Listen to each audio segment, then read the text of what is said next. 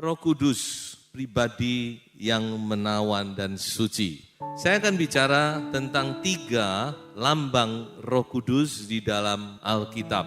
Yang pertama, Roh Kudus itu digambarkan atau dilambangkan sebagai seekor burung merpati. Merpati itu gambaran Roh Kudus, tapi juga merpati gambaran dari anak-anak Tuhan. Tapi kita mau fokuskan kepada Roh Kudus. Jadi gambar tentang Roh Kudus sebagai seekor merpati ini sudah ada sejak di kitab Kejadian. Dalam Kejadian pasal 1 ayat 2 dikatakan Roh Allah melayang-layang di atas permukaan air. Jadi Roh Kudus ini satu bersama-sama dengan pribadi Bapa dan pribadi Anak, dia mengambil bagian dalam penciptaan dunia. Karena kita lihat setelah itu dunia kembali diciptakan ulang oleh Bapa, diperbaharui. Roh Kudus ada di sana. Bapa, Anak, Roh Kudus bersama-sama menciptakan dunia ini, membaharui bumi. Jadi Roh Kudus ini sangat penting. Berbicara tentang merpati, ada beberapa hal yang bisa kita dapatkan. Merpati itu identik dengan ketulusan. Makanya Tuhan Yesus pernah ngomong, kamu domba di tengah-tengah serigala. Sebab itu kamu harus cerdik seperti ular, tapi tulus seperti burung merpati. Jadi merpati ini adalah gambaran dari sebuah ketulusan. Roh Kudus itu roh yang tulus. Saya percaya anak-anak Tuhan yang punya Roh Kudus, dia pasti tulus hatinya. Kemudian merpati itu juga identik dengan kesucian. Dalam Taurat, merpati itu adalah salah satu binatang yang halal, yang dipakai untuk membawa korban kepada Tuhan. Ada sapi, lembu, domba, merpati juga. Jadi merpati ini adalah gambaran dari sebuah kesucian. Merpati juga identik dengan kesetiaan. Merpati itu adalah binatang yang setia. Dia seumur hidup pasangannya cuma satu. Dia nggak bisa ganti-ganti pasangannya. Setia. Kemudian merpati itu juga identik dengan kelembutan. Burung merpati itu binatang yang lemah lembut. Lain dengan burung gagak, burung raja wali. Dan di dalam bahasa Ibrani, merpati itu dipakai kata Yonah. Kata Yonah mengingatkan kita kepada seorang yang bernama Yunus. Yunus itu artinya merpati. Jadi inilah beberapa gambaran tentang burung merpati. Dan kalau kita melihat di dalam kitab Kejadian pasal 8 ayat 6 sampai ayat yang ke-12. Di situ ada satu cerita setelah air bah berlalu selama 5 bulan dikatakan air bah atau air itu menguasai bumi. Kemudian setelah itu Nuh merasa bahwa bahteranya ini sudah mendarat di sebuah gunung yang namanya Gunung Ararat. Kemudian Nuh masih menunggu 40 hari lagi, lalu dia mau mencoba untuk mengetahui sampai di mana keadaan bumi ini. Maka dikatakan Nuh dia lepaskan burung gagak dan burung itu tidak kembali.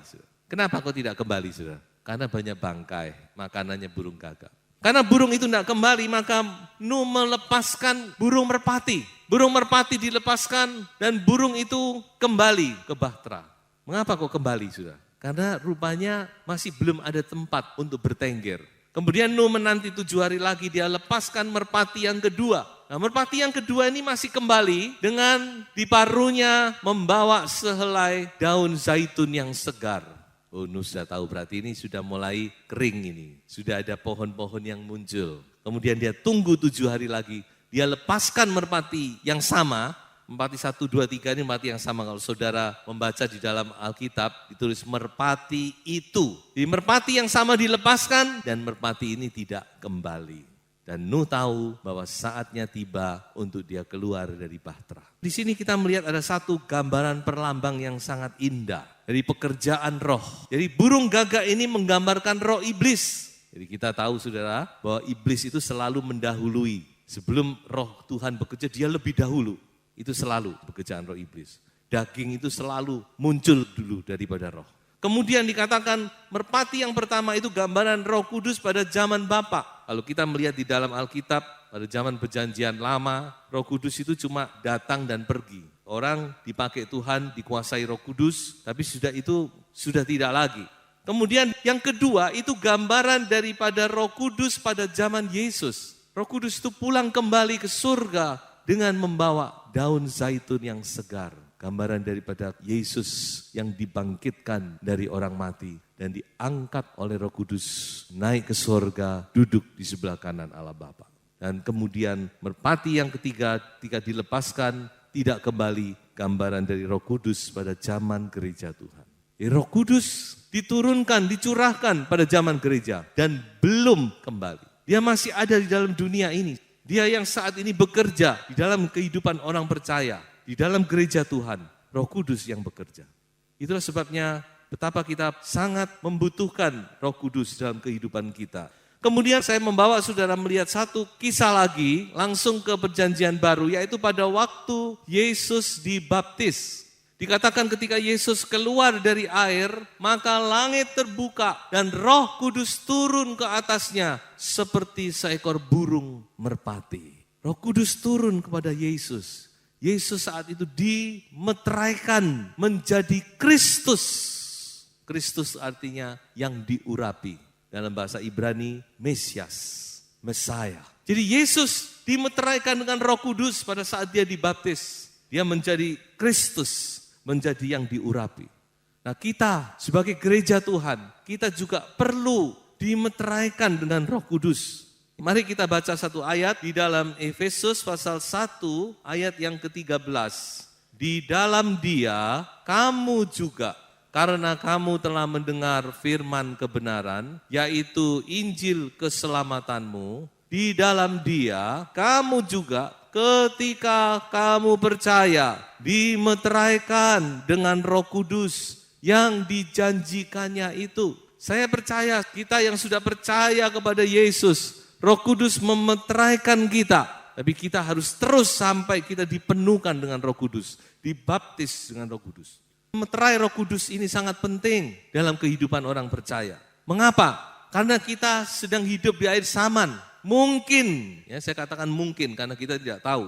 Mungkin generasi kita inilah yang akan menyambut kedatangan Tuhan. Generasi kita inilah yang akan dibawa oleh Tuhan menjadi gereja yang sempurna. So itu meterai ini penting dalam kehidupan orang percaya.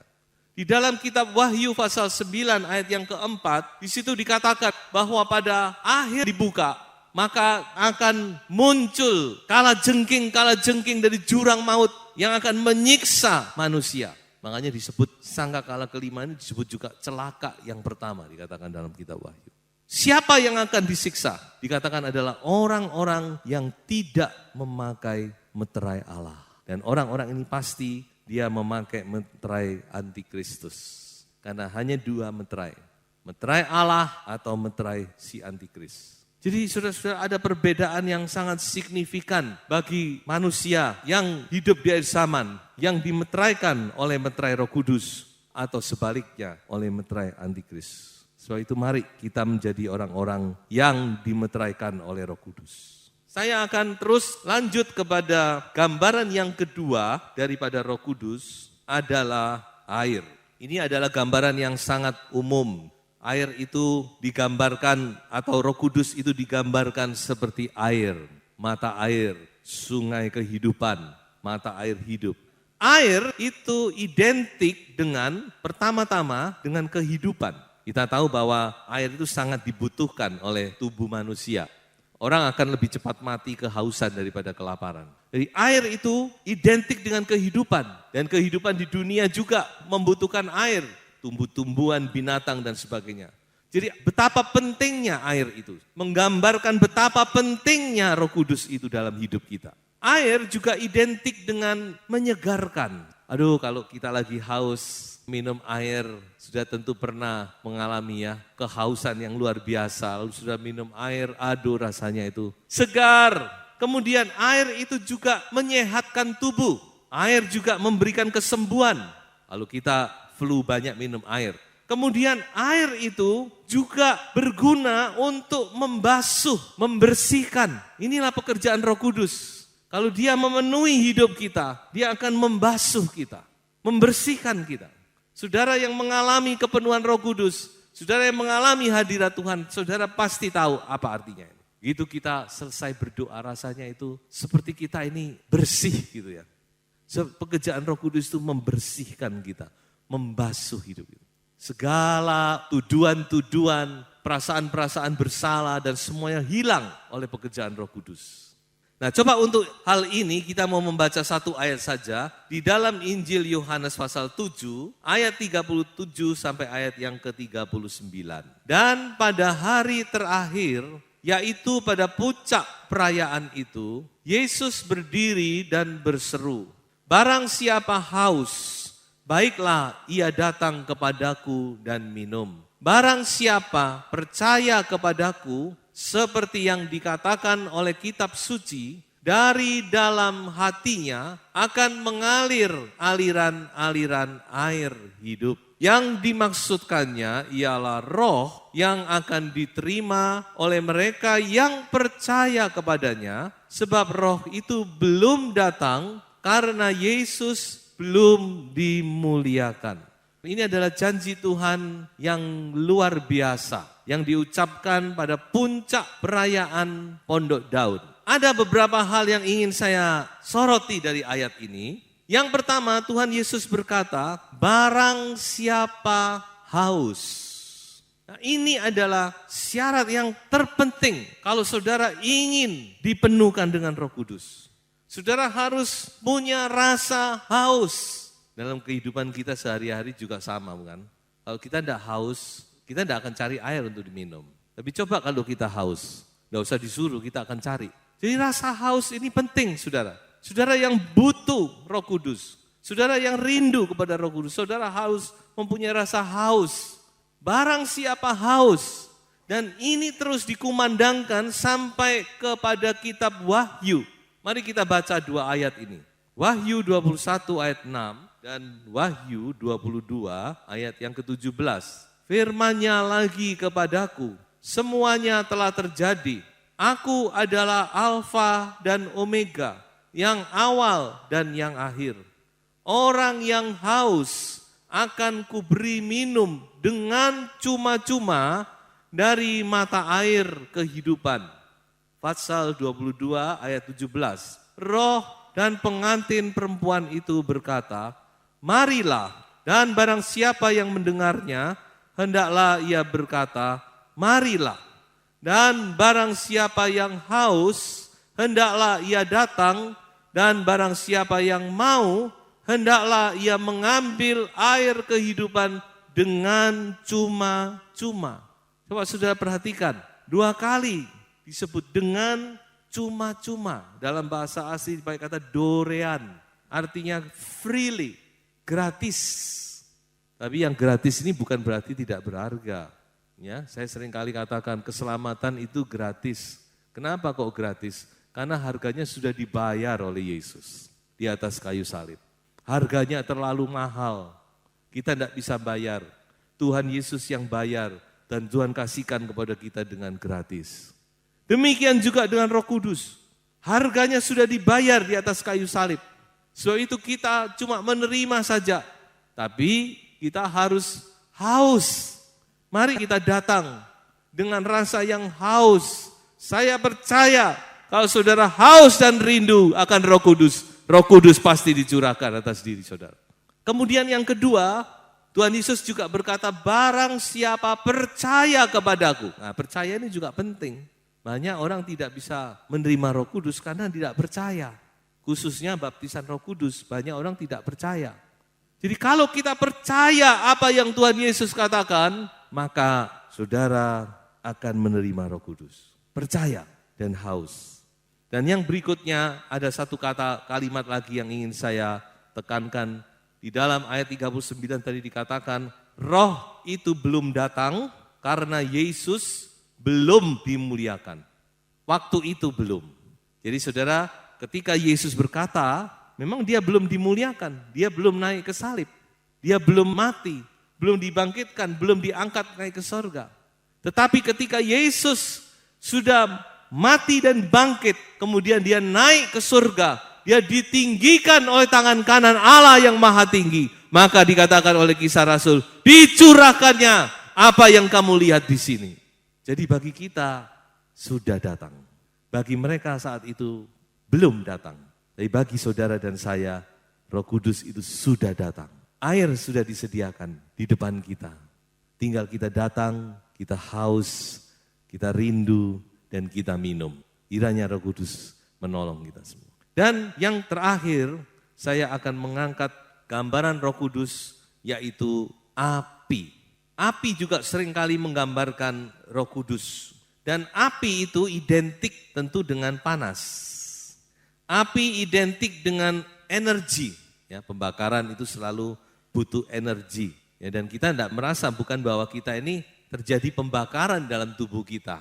Makanya saudara bisa punya energi itu karena makanan-makanan yang kita makan itu dibakar. Kemudian saudara-saudara, api itu juga ya tentu membakar, mengobarkan, berkobar. Api juga memurnikan. Kalau orang mau mendapatkan logam yang murni, dia akan memakai api untuk memisahkan yang murni dengan yang tidak murni. Api identik dengan terang, nyala. Ya, kita bisa nyala ini karena api. Terang, nyala. Dan api itu, ya kalau kita melihat fungsi dari api, maka ada dua fungsi yang antagonis, yang berlawanan. Di satu pihak kita butuh api. Untuk makan kita butuh api. Tetapi api itu juga bisa mematikan, bisa membakar, bisa memusnahkan, membahayakan juga. Ya, jadi Roh Kudus juga ada sisi yang hati-hati. Karena Roh Kudus itu pribadi yang tidak bisa dipermainkan. Kita lihat di dalam Kisah Para Rasul pasal 5, Ananias dan Safira, dia berbohong kepada Roh Kudus saat itu mereka mati. Dan saya percaya zaman itu akan terulang kembali. Sekarang belum, karena sekarang Tuhan masih banyak kemurahan. Tapi firman Tuhan berkata bahwa penghakiman akan dimulai dari gereja Tuhan. Jadi sekarang ini kita masih melihat banyak hal yang ya kita cuma bisa mengelus dada saja. Yang saya maksud itu justru dalam gereja Tuhan. Tapi satu saat Roh Kudus akan menyatakan siapa dia. Pribadi yang menghanguskan. Karena Ibrani berkata bahwa Allah kita itu adalah api yang menghanguskan. Jadi kita harus juga mengerti hal ini. Saudara-saudara, kalau kita melihat kepada kemah sembayang, maka saya perhatikan bahwa kemah itu dari luar sampai ke dalam itu api. Saudara. Ya, mulai dari luar ada mezbah korban bakaran, api. Di mana binatang-binatang yang sudah disembelih dibakar di situ. Kemudian kalau kita masuk kepada ruang kudus, di situ ada kandil atau kaki dian, api. Kemudian ada mezbah dupa, di mana dupa itu dibakar di depan tirai yang memisahkan ruang kudus dan ruang maha kudus. Api lagi. Dan terakhir di dalam ruang maha kudus, Shekinah Allah, api kemuliaan Tuhan dinyatakan di situ. Jadi saya percaya saudara, gereja Tuhan ini dari luar sampai dalam Roh Kudus yang berperan. Segala apapun Roh Kudus. Dan harus dengan api Roh Kudus. Api yang ada di kemah sembayang ini bukan api yang dari manusia, bukan api yang dibuat Musa, bukan api yang dibuat oleh Harun, tapi api yang turun dari sorga, saudara.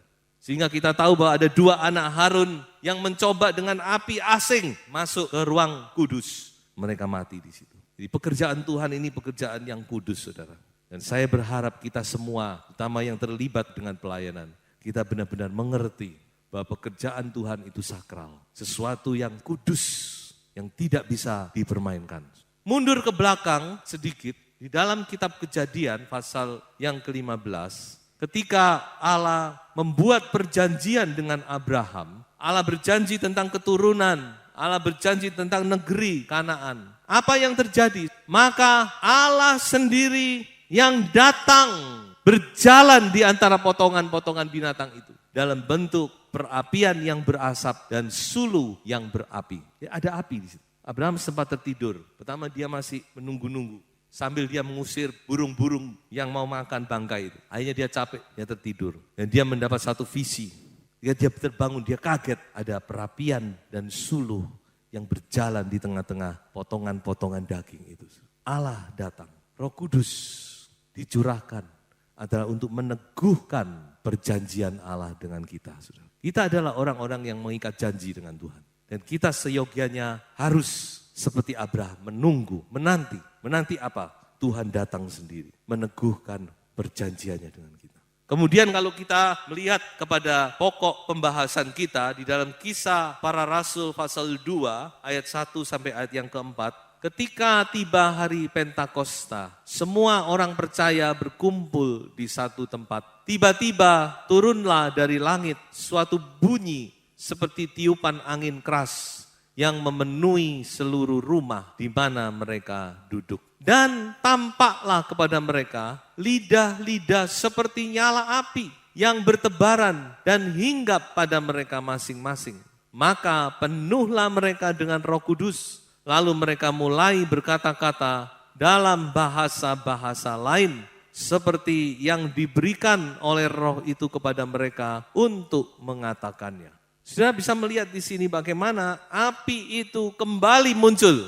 Lidah-lidah api yang bertebaran di atas kepala 120 orang murid menyala di situ. Kalau saya melihat pemandangan ini saya teringat dengan seorang yang bernama Musa. Musa juga pernah melihat hal ini bukan? Dalam bentuk yang lain. Yaitu ketika dia dipanggil oleh Tuhan. Dia melihat belukar yang menyala tapi tidak terbakar. Tapi ketika dia dekati dia bilang, oh aneh daunnya tetap hijau. Buahnya tidak kebakar. Ranting-rantingnya tidak hangus. Apa yang Musa lihat? Kepenuhan Roh Kudus yang akan terjadi kurang lebih 2000 tahun atau 1500 tahun kemudian.